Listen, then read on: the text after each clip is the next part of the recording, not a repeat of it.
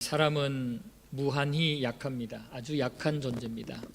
우리가 강한 존재인 것 같지만은 사실 알고 보면 아주 약합니다. 영적으로 육적으로 모두 우리는 아주 약한 그런 존재입니다. 우리가 영적으로 육적으로 우리 인간의 어떤 형편을 한번 생각해 볼 수 있는데요. 영적이든 육적이든 우리는 아주 약한 존재라는 것을 우리가 기억을 하셔야 되는데요. 제가 화이트보드에 글씨를 다 쓰고 보니까 너무 오른쪽으로 이렇게 삐뚤게 기울어져 있어요. 저는 이게 균형 감각이 좀 떨어지는 것 같아요.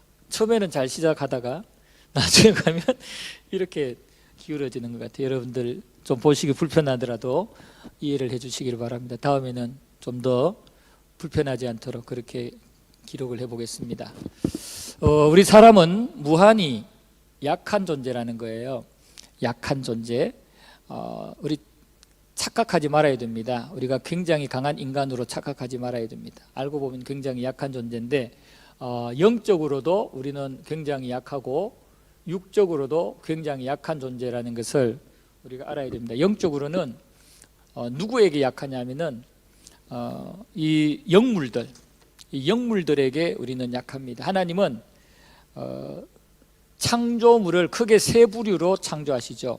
영만 있는 존재를 하나님은 창조하셔요. 그게 천사들, 또 천사들이 타락한 이 사탄이나 이 귀신들이 다 하나님의 영물 창조물이죠. 두 번째는 영과 육을 같이 가지고 있는 피조물입니다. 유일한 영과 육을 같이 가지고 있는 피조물이 우리 인간입니다. 우리 인간은 영혼과 육체를 같이 가지고 있습니다. 세 번째는 영혼이 없는 육체만 있는 피조물들입니다. 육체만 있는 피조물들, 이것들이 다 동물들, 식물들, 물고기들, 새들, 이것들이 다 그 세 번째 부류에 속하죠. 그런데 우리 인간은 육도 가지고 있고 영도 가지고 있어요.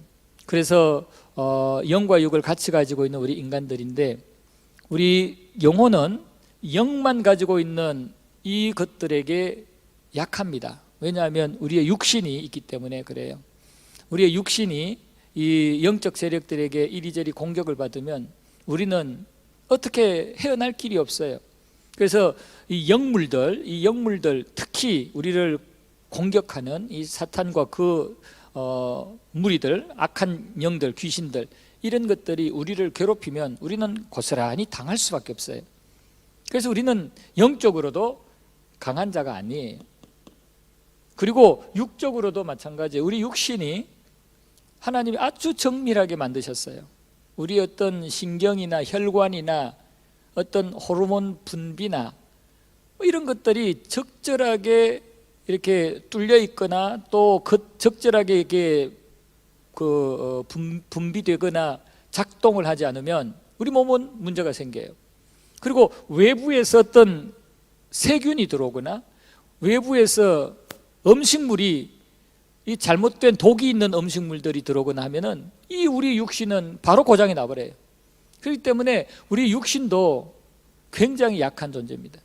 영적으로 육적으로 굉장히 약한 존재인데, 이런 우리 육신을 가지고 영을 가진 존재이기 때문에 우리는 자꾸 우리의 이 약점을 알고는 이 약점을 커버해 줄 수 있는 존재를 찾아서 강해지려고 노력을 하죠. 영적으로도 강해지고 담대해지려고 노력하고 육신도 건강해지려고 무진장 노력합니다. 그래서 종교를 만들어서 영적으로 담대해 보려고 그러죠. 인류의 역사는 종교 만드는 역사예요. 그래서 아주 미개한 그 시대에도 그 종교 행위를 했어요. 그래서 엉뚱한 것을 만들어 놓고 그것이 자기를 지켜주는 그런 존재로 마음의 위로를 삼고 강해져 보려고 한 거죠. 인류의 역사는 사회학적으로 보면 이게 항상 종교 행위가 있었어요. 그것은 영적으로 약한 부분을 또 육적인 약한 부분을 커버하기 위해서예요. 그리고 육신적으로 이 병에 안 걸려 보려고 또는 안 늙어 보려고 좀 더디게 늙어 보려고 뭐 별의별 음식물을 먹고 약초를 구하고, 이게 인류의 어떤 역사 한 특징이잖아요. 우리 고대 보면 권력 있는 자들이 그 권력 가지고 좀 더 오래 살아보려고, 건강하게 육신을 가지고 지내보려고 수많은 사람들에게 약초를 캐오라고 시키고 좋은 거 있으면 가져와서 먹고, 그거 다 육신의 약점이 있기 때문에 그것을 커버하기 위해서요. 그러니까 지금도 마찬가지예요. 지금도 수많은 사람들이 이 영적인 육적인 이 약점 때문에 이것을 어떻게 커버해서 좀 강하게 살아볼까, 담대하게 아주 힘차게 살아볼까, 이게 많은 사람들의 희망사항이고 나름대로 어떤 목표예요. 인류의 공동 목표예요. 그러나 절대로 우리 인간들은 스스로가 이 약함을 극복할 수가 없습니다. 우리 인간들이 절대로 스스로가 약함을 극복할 수가 없습니다. 우리 인간들을 강하게 하실 수 있는 분은 우리의 창조주 되시는 하나님을 의지하고 하나님을 만날 때 가능합니다. 약한 존재가 강할 수 있는 것은 오직 하나님이 우리를 책임져 주실 때 강해질 수 있습니다. 하나님이 우리를 책임져 주실 때, 하나님이 우리와 함께 하시고, 하나님이 우리의 보호자가 되어주시고, 하나님이 우리의 피할 바위가 되어주시고, 하나님의 날개 아래 우리가 쏙 들어가게 될 때 우리는 너무너무 약하지만 완전하신 하나님 때문에 우리가 강해지는 거예요. 마귀 사단이 아무리 우리를 공격하려고 영적으로 잡아먹으려고 해도 우리가 하나님의 품에 쏙 들어가 있으면 마귀는 절대로 우리를 잡아먹지 못해요. 우리를 괴롭히지 못해요. 오히려 우리가 예수의 이름으로 마귀를 공격할 수 있는 그 능력이, 강함이 우리에게 생기는 겁니다. 그래서 아까 우리 기도할 때도 제가 축사 기도했죠. 우리는 무진장 약해, 우리끼리는. 그러나 하나님의 품속에 들어가면, 하나님이 함께 해주시면 최고의 강력한 하나님의 군대가 된다는 거예요. 여호수아 1장 9절 말씀, 우리가 너무나 잘 아는 말씀이죠. 하나님께서 모세의 뒤를 이어서 여호수아를 지도자로 세울 때 이 여호수아가 약해가지고, 마음이 약해가지고 발발발발 떨고 있었어요. 자신감이 뚝 떨어져 있었어요. 그럴 때 하나님이 이 여호수아에게 하신 말씀이 1장 9절이잖아요. 내가 네게 명령을 한 것이 아니냐, 강하고 담대해라, 두려워하지 말며 놀라지 말라, 내가 어디로 가든지 내 하나님 여호와가 너와 함께 하느니라. 지금 하나님이 여호수아에게 강하라고 그러잖아요. 지금 여호수아는 한없이 나는 약한 존재라 생각하는데 하나님은 지금 강하라고 말씀을 하시는데, 강하라 하는 그 이유가 뭐냐면 내가 너와 함께 하니까, 내가 너와 함께 하니까 강하라고, 마음을 강하게 먹어도 된다고 라고 말씀을 해요. 여호수아 자신은 한없이 부족한데 하나님이 함께 하시면서 떠나지 않고 항상 함께 하신다 하면서 강하라고 말씀을 해요. 너의 자신의 능력과 조건을 보고 강하라는 게 아니라 하나님을 보고 강하라고 말씀을 하는 거예요. 예수님께서도 요한복음 16장 33절에서 말씀을 했습니다. 예수님께서 우리에게 평안을 주셨는데 그 평안을 주신 것은 세상에서 우리가 또 환난을 당하지만 그 평안을 이길 수 있게 하신 것은 예수님이 세상을 이기셨기 때문에 그런 거예요. 그래서 너희들은 이제는 세상에서 환난을 당하나 강하고 담대하라고 말씀을 하세요. 그러니까 예수님이, 우리는 세상에 살면서 주눅들 수밖에 없고 우리는 기죽을 수밖에 없지만 내가 세상을 이겼기 때문에, 내가 마귀를 이겼기 때문에, 내가 십자가에 달려 죽었다가 사망의 권세를 이기고 부활했기 때문에 나를 인해서 너희들은 강하라, 나 때문에 너희는 세상 두려워하지 말아라, 내가 세상을 이겼기 때문에 나와 함께하면 너희들도 세상을 이긴다라고 말씀을 해요. 여러분, 우리가 무한히 영적으로 육적으로 약하지만 그러나 하나님의 은혜 속에, 예수 그리스도 은혜 속에 우리는 완벽하게 영적으로 육적으로 약점을 극복할 수가 있어요. 이것을 꼭 기억하시고, 우리는 기본적으로 나 스스로는 약하지만, 나 스스로는 보잘것없지만 세상 사람들에게 영적으로 공격받을 수 있는, 이길 수 없는 그러한 약한 모습이지만, 그러나 하나님께서 함께 하시면, 우리 구주 예수님이 함께 하시면 나는 강한 존재가 된다는 생각을 가지시고, 절대로 조건 보시고 우리의 육체적인 환경과 상황 보시고 약해지는 자가 되지 마시고 강하고 담대한 하나님의 백성, 그리스도의 종들이 되기를 바랍니다. 자, 그래서 바울은 자신이 무한히 약하지만 그 약함 중에서도 하나님 앞에 자신은 강하고 담대함으로 자랑하는 그러한 삶을 살게 되죠. 그래서 우리 그리스도인들의 자랑의 특징을 우리가 한번 생각해 보면, 우리 그리스도인들의 자랑의 특징, 약한 존재지만 하나님이 우리에게 은혜를 주시고 예수 안에서 우리가 강하고 담대해질 수 있다는 이런 믿음을 가진 우리 그리스도인들의 자랑의 특징은 한 세 가지로 생각을 해봤어요. 첫 번째는 부득불 자랑이어야 돼요.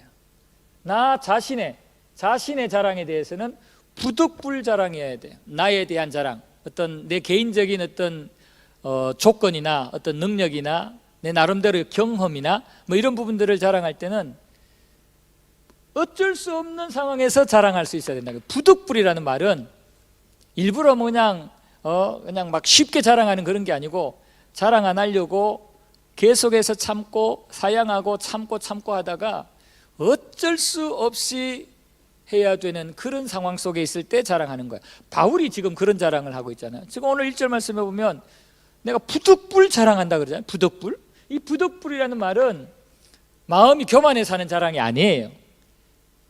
다른 사람들한테 좀 이렇게 인정받고 싶은 그런 인간적인 그런 욕심 때문에 하는 자랑이 아니에요. 이 부득불 자랑은 하나님 영광을 위해서, 하나님 때문에 진리를 지키기 위해서 어쩔 수 없이 하는 자랑이 부득불 자랑이에요. 바울이 하도 거짓 교사들이 판을 치고 있고, 또 바울의 사도권에 대해서 자꾸 거짓 교사들이 공격을 하고 있고, 바울 사도가 뭐 이런저런 조건들, 약점들 가지고 있을 때 그거 가지고 계속 공격을 하고 씹어대니까 바울이 부득불 나도 자랑하지 않을 수가 없다, 부득불 자랑하지 않을 수 없다 그러고는 자랑을 하죠. 바울은 자랑을 할 때 뒤에 얘기하겠지만 앞에 11장 고린도후서 11장부터 시작해서 자랑을 이렇게 쭉 하는데, 부득불 하는 자랑인데 첫 번째 자랑은 뭐냐면은 자기의 혈통적인 자랑을 하죠. 유대인 중에 유대인이고 아브라함의 후손으로서 정통한 그런 바리새인 중에 바리새인이고 히브리인 중에 히브리인이고 그 혈통적인 그 자랑을 해요. 그건 왜냐하면 진짜 인간적으로 자랑하기 위해서가 아니라 하도 거짓 교사들이 하도 주변에서 바울을 왜곡하고 바울을 공격하니까, 바울에 대해서 자꾸 이상한 루머를 퍼뜨리니까 바울이 자신의 그 혈통과 자기 그 정체성을, 배경을 부득불 자랑하고 있는 거예요. 여러분, 마귀는 진실한 하나님의 종, 하나님의 귀한 말씀을 바르게 전하는 자를 가만두지 않아요. 거짓 교사들이나 악한 자들을 이용해서 아주 흠집을 내고요, 그 사람의 어떤 사역을 뒤흔들어서 하나님의 사역을 제대로 못하게 만들어요. 이게 악한 영들의 역사거든요. 지금 바울이 도저히 이 거짓 교사들로 인해서 그런 공격을 당하고 그런 어떤 어려움에 처할 때 부득불 자신의 혈통을 자랑한 거예요. 두 번째 바울의 자랑은 복음을 위해서 고난을 당하고 복음을 위해서 많은 환난과 핍박, 어려움을 당하고 매를 맞고 한 그런 것들을 자랑을 해요. 바울이 내가 이렇게까지 매 맞아가면서 열심으로 복음을 전해서 하고 자기 자신을 자랑하기 위해서가 아니라, 바울이 복음을 얼마나 확신을 가지고, 예수님의 십자가 복음을 확신을 가지고 있느냐, 이렇게 목숨을 한 번도 아니고 수차례에 걸쳐서 목숨을 포기하고서라도 나는 복음을 전했다 이거예요. 그렇게 수많은 유대인들에게도 매를 맞고 로마 군인들한테도 매를 맞고 그렇게 수많은 위험을 당하면서도 나는 복음을 전했다. 그만큼 복음은 진짜고 나는 그 복음을 전하기 위해서 목숨 건 사람이다. 그러기 위해서 부득불하게 복음을 자랑을 한 거예요. 그리고 오늘 12장에 와서는 바울이 영적 체험, 삼청천에 올라간 이 영적 체험에 대한 자랑을 하는데, 그것도 바울이 진짜 자랑할 것 같으면 남들이 모르는 그 체험한 내용들을 막 입으로 막 설명을 할 거 아니에요. 내가 올라가 봤더니 이렇더라 저렇더라. 근데 하나도 그것을 얘기 안 해요. 뒤에 말씀드리겠지만 하나도 자기가 본 것에 대해서 구체적인 얘기를 안 해요. 그냥 그런 하나님의 은혜로 영적인 체험을 했다, 이 부분만 자랑을 해요.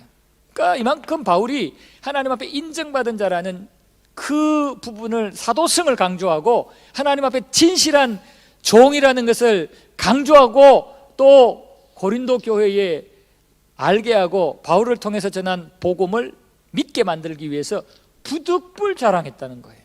여러분, 우리의 조건, 이 땅의 여러 가지 조건, 상황 자랑할 때는 부득불 해야 돼요. 괜히 어깨 힘주고 그냥 슬며시 막 이렇게 잘난 체하고 그런 거 하지 마세요. 다른 사람들보다 훨씬 모든 게 사실 뛰어나고 객관적으로 앞서가더라도 절대로 그런 것들 덜어내지 마시고 덜 추어내지 마시고 안 그런 척 하시면서 겸손하게 가셔야 돼요. 있어도 없는 척 하시면서 그렇게 가셔야 돼요. 그러나 부득불 주를 위해서, 하나님의 영광을 위해서, 복음을 위해서, 영혼을 위해서 부득불 해야 될 때는 바울처럼 이렇게 겸손하게 자랑할 수 있어야 돼요. 그러니까 그리스도인의 자랑은 부득불 자랑해야 된다. 이 부분은, 자기 자신의 자랑은 부득불 자랑해야 된다. 이 부분을 꼭 기억하시기 바라고요. 두 번째, 우리 그리스도인의 자랑은 예수 그리스도를 자랑하는 것이어야 돼요. 예수님이 우리의 적극적으로 자랑할 내용이 되어야 됩니다. 갈라디아서 6장 14절 보면은 그러나 내게는 우리 주 예수 그리스도의 십자가 외에는 결코 자랑할 것이 없나니, 십자가 외에는 결코 자랑할 것이 없나니 그리스도로 말미암아 세상이 나를 대하여 십자가에 못 박고 내가 또한 세상에 대하여 그러하니라 그랬어요. 바울은 예수 그리스도의 십자가 외에는 자랑할 게 없다 그랬어요. 바울뿐만이 아니에요. 다른 사도들도 예수님의 십자가 복음 외에는 자랑할 것이 없어요. 그래서 베드로가 성전 앞에 있는 나면서부터 안전병이 된 자에게 그랬잖아요. 나는 아무것도 없다. 너에게 줄 거 아무것도 없다. 내가 백이 있어서 너를 그 백을 이용해서 도와줄 능력도 없고, 나에게 돈이 많아가지고 너를 어떻게 신세 바꿔줄 능력도 없다. 나는 아무것도 없다. 오직 나에게는 예수밖에 없다. 오직 나의 자랑은 예수다 이거죠. 그러면서 나사렛 예수의 이름으로 일어나라고 그의 손을 잡고 끌어올렸죠. 그럴 때 기적이 일어난 거예요. 여러분, 정말 복음을 아는 자는, 정말 예수님이 나의 구세주고 인류의 구세주라는 사실을 아는 자는 그 예수님을 자랑하지 않을 수가 없습니다. 동창회 만나도, 이웃 친구하고 같이 식사하더라도, 친인척을 만나도 기회만 되면 어떻게든 예수 자랑하려고 노력하는 거죠. 이게 그리스도인의 자랑의 태도입니다. 예수 자랑하려는 거예요. 이 땅을 창조하신 하나님 자랑하고 증거하려고 하는 거예요. 영원한 천국과 지옥이 있다는 것을 알려서 천국 가게 만들려고 노력하는 거예요. 이것이 우리 그리스도인들이 가져야 될 자랑 태도입니다. 세 번째는 중요합니다. 우리 스스로가 자랑할 게 아니고, 또 다른 인간들이 우리를 자랑하게 만들 것이 아니고 예수님이 우리를 자랑해 주셔야 돼요. 예수님이 자랑스럽게 여기셔야 돼요. 사람들은 우리를 전혀 인식하지 못하고 인정해 주지 않아도 예수님이 우리를 보고, 김교성 목사, 내가 너 때문에 자랑스럽다. 내가 너 때문에 영광을 받는다. 이렇게 만들어야 돼. 이게 진짜 그리스도인의 자랑인 거죠. 연합교회 정말 자랑스러운 교회야. 수많은 교회 중에서 정말 헌신된 교회야. 나를 위해서 어떠한 수고와 헌신도 마다하지 않는 진짜 나의 사역을 개성하는 교회야. 이런 예수님의 칭찬을 받는 그리스도인과 교회가 되어야 된다는 거예요. 진짜 그리스도인의 자랑은 예수님이 칭찬하고 자랑해야 돼요. 하나님께서 욥을 자랑하셨잖아요. 마귀에게 욥을 자랑하셨잖아요. 그게 진짜 자랑이라는 거예요. 하나님이 마귀에게 너 욥 봤지? 그게 내 종이야. 욥의 믿음 봤지? 이런 자랑을 우리에게 하나님께서 우리도 할 수 있게 만들어야 돼요. 우리 그리스도인들의 자랑은 이렇게 부득불 자랑해야 되고, 오직 예수 그리스도가 우리의 자랑해야 되고, 또 예수님이 우리를 자랑하시는 그런 우리의 자랑의 모습이 된다는 겁니다. 그리고 이제 세 번째 우리가 생각해야 될 것은 바울의 자랑인데요. 이미 앞에 그리스도의 자랑을 얘기하면서, 그리스도인의 자랑을 얘기하면서 바울의 자랑도 말씀드렸는데, 바울은 보면 굉장히 소심한, 성격이 아주 내성적이고 아주 완벽주의적인 그런 사람이었던 것 같아요. 그래서 바울에게는 스스로 약점을 많이 가지고 있었어요. 그래서 바울은 환난과 핍박에 대한 것도 자신의 약점으로 생각을 하고, 또 주변의 거짓 교사들이나 또 뭐 유대인들이든 이방인들이든 자신을 괴롭히고 힘들게 만드는 그러한 자들도 자신의 약점으로 생각을 했고, 그리고 자신의 몸에 특별한 확실한 병이 뭔지는 알려져 있지 않아요. 뭐 이런저런 주장들이 많이 있기 때문에 특정한 병을 얘기할 수는 없지만, 하여튼 육신이 아주 지병이 있었어요. 그래서 그 지병 때문에 많이 힘든데, 때로는 지병으로 인해서 사역에 불편함도 느끼는데, 그게 하나의 또 약점으로 느껴졌어요. 그리고 바울이 거짓 교사들이나 이런 사람들이 자꾸 바울에 대해서 비판을 하는데, 바울은 사도성이 없다, 또 바울은 설교 못한다, 바울은 뭐 하나님의 종이 아니다, 뭐 이런 자꾸 이런 회방과 공격을 당할 때 바울 스스로가 그런 부분들을 굉장히 자신의 약점으로 그렇게 인식할 수밖에 없었던 거예요. 그리고 바울이 사역을 하는 중에 마태를 선교 여행 중에 그가 돌아간 것, 또 2차 선교 여행 때는 같이 하려고 하는 것을 반대한 것, 뭐 베드로에게 큰 소리 친 것, 뭐 이런 것들도 이 소심한 바울, 또 완벽주의적인 바울에게는 굉장히 부담이 많이 되었던 거예요. 그래서 바울에게는 굉장히 나름대로의 약점이 많았다, 스스로가 그렇게 생각을 했다는 거예요. 모든 인간들은 다 약한 존재지만 스스로가 그 부분을 인정하는 그런 바울이었다라는 겁니다. 그런데 그런 바울이 지금 주 안에서 그리스도인의 자랑으로 지금까지 어떤 육체적인 배경 혈통도 자랑했고, 두 번째 복음을 위해서 수고하고 고난받은 것도 자랑했고, 이번에는 자신이 영적 체험한 것을 자랑합니다. 이거는 삼층천의 경험을 얘기하는 겁니다. 당시 유대인들은 하늘을 세 부류로 이렇게 생각을 했어요. 그래서 맨 아래, 우리가 지구에서 보면 맨 먼저 보이는 하늘, 그 하늘이 바로 구름이 있는 대기권, 구름이 있는 대기권 하늘로 생각을 했어요. 그리고 두 번째 2층천은 해와 달과 별이 있는, 해, 달, 별이 있는 그런 우주적 공간을 두 번째 하늘로 봤어요. 그리고 세 번째 하늘이 바로 하나님이 계시는 영적인 그런 공간으로 봤어요. 바로 이곳에 하나님이 계신다 생각을 한 거죠. 천국을 생각을 한 거죠. 바울이 지금 이 세 번째 3층천 영적 공간에 갔다 오는 그 체험을 한 거예요. 여러분, 뭐 첫째 하늘, 둘째 하늘, 셋째 하늘, 이게 뭐 정확한지 그거는 알 수 없지만은, 문제는 분명히 영적 공간, 또 이 하나님이 계시는 이 거룩한 곳이 분명히 있다는 거죠. 우리가 들어갈, 하나님과 앞으로 영원히 살 그러한 거룩한 공간 분명히 있어요. 이곳에 바울이 갔다 왔다는 거예요. 놀라운 체험이죠. 저도 가고 싶어요. 갔다 와보고 싶어요. 그 갔다 오면 얼마나 좋겠어요. 그 영광을 보고 오면 이 땅에서 얼마나 힘이 나겠어요. 이 땅에 막 어떤 상황도 낙심하거나 좌절시키지 못할 거예요. 이 땅에서 어떤 뭐 상황들이 생겨도 부럽지 않고 믿음의 길, 복음의 길을 달려갈 수 있지 않겠어요? 그러니까 바울이 바로 이 삼층천의 영적 체험을 하게 됩니다. 그런데 이것을 자랑을 하는데, 이것을 자랑하는데 바울이 그냥 갔다 왔다는, 하나님이 나를 그 정도로 인정했다는 요 정도까지만 자랑하지 더 깊이 나가지 않아요. 바울이 아까 말씀드린 것처럼 가서 많은 것을 보았거든요. 분명히 많은 것을 하나님이 자기에게 계시해 줬다 그랬거든요. 말씀을 해줬다 그랬거든요. 그러니까 이 삼층천에서 많은 것을 보고 들었어요. 그런데 말하지 않겠대요. 왜냐하면은 자기가 한 말을 듣는 사람들이 오해할 가능성이 있고, 자기가 한 말에 대하여 듣는 사람들이 너무 막 거룩하고 완전하니까 바울을 신성시하거나 바울을 아주 교만하게 만들 수 있기 때문에 바울은 자기가 본 그 영적 체험의 내용은 구체적으로 말하지 않겠다라고 말합니다. 이 영적 체험을 통해서 바울은 교만하지 않으려고 몸부림을 치고 있습니다.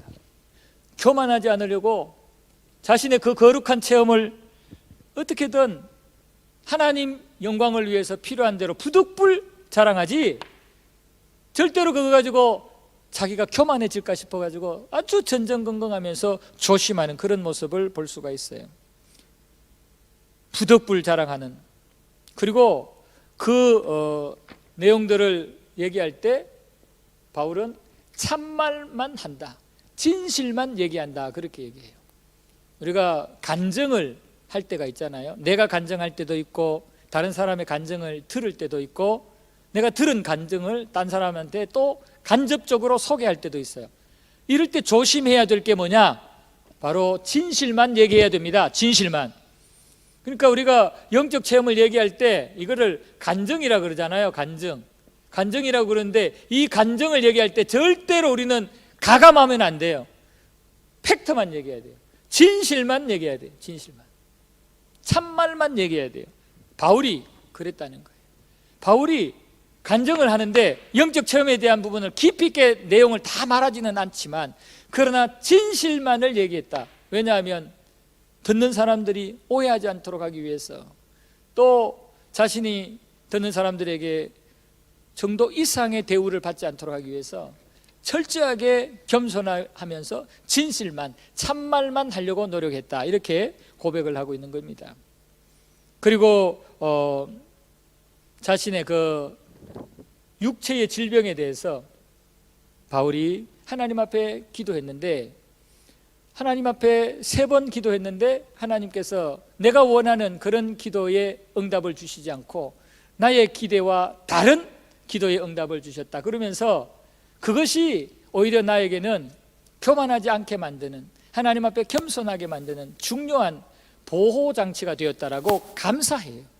그러니까 바울은 어떻게든 하나님 앞에서 자랑을 하거나 어떤 간증을 하거나 어떤 일들을 얘기할 때 철저하게 교만하지 않으려고 몸부림을 치는 모습을 봐요. 보통 인간들과 다르죠. 보통 인간들은 그냥 교만해져 가지고 남들이 안 알려주면 일부러, 누가 뭐 아주 좋은 뭐 시계를 하나 해줬어요. 그러면은 시계 이거 자연스럽게 처음에는 간접적으로 스스로 알아달라고 자랑하려고 하다가 안 알아주면 좀 더 적극적인 방법으로 자랑하고 표현하고 그러잖아요. 인간들은 그래요. 근데 하나님은, 하나님의 백성들은 오히려 여러 가지 상황들을 인해서 교만하지 않으려고 조심하는, 다른 사람들에게 오해 안 하게 하려고 더 조심하는 그러한 태도를 취했다는 거예요. 바울의 그 자랑하는 태도가 바로 결국은 그리스도인의 자랑과 다 연결되지만 특별히 바울은 교만하지 않으려고 부득불하는 그 자랑을 아주 겸손하게, 그리고 자기의 육체의 질병도 오히려 감사하게 여기는 그런 태도를 가졌어요. 그때 바울이 깨달은 것이 무조건 강한 게, 육체적으로 결함이 없는 게 좋은 게 아니다. 내가 지금 육체적으로 아픈데 이 아픔을 하나님 앞에 무조건 고침받는 게 좋은 게 아니다. 내가 원하는 대로 기도 응답받아서 완벽하게 존재하며 살아가는 게, 그게 좋은 게 아니다. 이걸 깨달았어요. 바울은 복음을 전하기 위해서 내 육체의 이 한계를 극복하게 해주세요. 내가 아파 죽겠는데 이것 때문에 내가 복음을 못 전하는데 하나님 이거 고쳐주면 복음 더 잘 전할 수 있을 것 같고, 이거 고쳐주면 더 열심히 전하겠습니다. 굉장히 좋은 기도 내용이잖아요. 그런데 하나님은 네 은혜가 이게 족하다, 네 은혜가 이게 족하다, 이 음성을 들려주면서 네가 약할 때 내가 너에게 능력을 주고 너를 보호하기 위해서 너에게 능력이 항상 머물러 있게 하겠다, 이 말씀을 주시고 깨닫게 하는 순간 바울이 깨달은 거예요. 무조건 이게 다 나아서 아무런 문제 없이 사역하는 그게 중요한 게 아니라 나에게 하나님의 능력이 머물러 있는 게 중요하다, 나에게 하나님의 은혜가 머물러 있는 게 중요하다. 그러니 차라리 내가 약해서 하나님께서 내 그 약함 때문에 나를 떠나지 않으시고, 예수 그리스도의 능력이 그 내 약함 때문에 떠나지 아니하시고 내 몸에 항상 유지하고 계신다면 그것이 나에게는 자랑이고 나에게는 축복이다, 이걸 깨달은 거예요. 그래서 바울은 약할 때 강함을 주시는 하나님의 진리를 발견하게 되고, 이제는 나의 약함을 하나님 앞에 자랑하겠습니다. 약함이고 오히려 하나님이 나에게 강함을 주시는 계기가 되니까 나의 이 약함은 전혀 문제가 되지 않는 거예요. 그래서 내가 약한 그때의 강함이라, 이 진리를 깨닫고는 바울이 할렐루야 외치고는 그 다음부터는 자기 병에 대해서 기도 안 했어요. 3번 딱 기도하고는 그 기도의 응답으로 하나님의 저 말씀 듣고 깨닫고는 그때부터 바울은 이제는 약함 때문에 하나님의 능력이 나에게 나타나서 그 하나님의 능력으로 내가 강해지는 그런 존재가 되었다. 그래서 이제는 약함을 오히려 자랑하는 그러한 바울이 되었어요. 그래서 바울이 기도를 했는데, 자기의 약함을 위해서 고쳐달라고 기도했는데 하나님이 기대와 다른 응답을 했어요. 기대와 다른 응답을 했을 때 바울은 하나님의 마음과 진리를 깨닫게 됩니다. 그리고는 기뻐하죠. 그래서 자기의 약함을 부끄러워하지 아니하고 내가 약할 때 하나님의 강한 능력이 나에게 나타남을 알고 오히려 할렐루야로 하나님 앞에 감사와 영광을 돌립니다. 여러분, 이러한 바울의 모습을 보고 하나님은 어떤 반응을 할까요? 그래, 네가 진짜 이제 내 마음을 알았구나, 나의 마음을 알고 진리를 깨달았구나 하고 하나님은 기뻐하시고 영광을 받겠죠. 그러나 마귀 사탄은 어떻게 했어요? 아이고 또 졌네, 바울에게 또 졌네. 바울에게 육체의 가시를 이용해서 그렇게 낙심하게 만들고 불평하게 만들고 사역에 지장받게 만들려고 했는데, 이 바울이 이 진리를 깨닫고는 오히려 약한 그때의 강함이라는 진리를 깨닫고 하나님 앞에 감사하며 영광을 돌리니 마귀는, 사탄은 미치는 거예요. 그래서 결론, 제가 이렇게 했어요. 영광을 받으시는 하나님이라면 사탄은 미친다. 사탄은 약 올라가지고 미친다는 거죠. 여러분, 우리 하나님 살아계셔요. 우리 하나님은 완전하신 전능하신 분이셔요. 우리 하나님께서 함께 하시면 우리는 그 어떤 천만인이 우리를 둘러진쳐도 우리를 이길 수가 없습니다. 예수 그리스도가 우리와 함께 하시면 어떤 사망의 권세도 영적 세력도 우리를 이길 수가 없습니다. 사람들이 한때 우리를 괴롭히고 우리를 여러 가지로 곤란하게 만들고 실패자로 만들고 억울하게 만들지라도 하나님이 함께 하시면, 예수 그리스도가 함께 하시면 그것은 문제가 되지 않습니다. 언제든지 뒤집힐 수 있고 언제든지 하나님의 은혜와 영광의 역사가 나타날 수가 있습니다. 이것을 우리가 믿고 우리의 약함 가운데 하나님의 은혜와 사랑이 강력하게 나타나시는 이 진리를 깨닫고 어떤 상황에서도 우리가 낙심하지 아니하고 믿음으로 참고 이기며 견뎌내면 하나님이 우리의 그 믿음을 받으시고 기뻐하시고 영광을 받으시고 마귀는 더 이상 공격하지 못하고 7길로 도망가게 될 것입니다. 우리 연합교회 모든 성도들이 이런 약함도 하나님 앞에 강함을 얻을 수 있는 축복의 기회라 생각을 하고 절대로 낙심하지 말고 부정적으로 생각하지 말고 힘든 어려운 환경 상황 절대로 낙심하지 말고 힘들어하지 마시고 더 하나님을 붙잡으시기를 바랍니다. 우리가 피곤하여 낙심하지 않기 위해서 십자가에 달려 죽으신 예수를 기억하라고 예수를 바라보라고 하셨잖아요. 그 예수를 바라보면서 이기고 승리하는 자들이 되시기를 바랍니다.